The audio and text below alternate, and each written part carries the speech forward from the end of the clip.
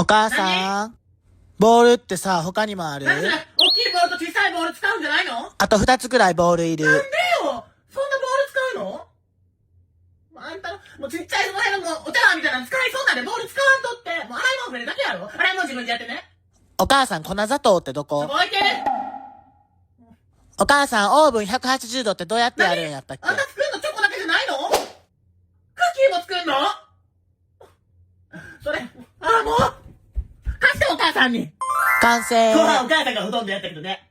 お母さんからのバレンタインですって言えば？もう終わった。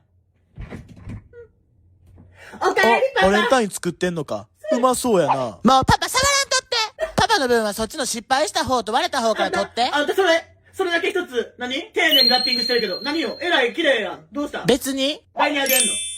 別に誰でもいいやん。いや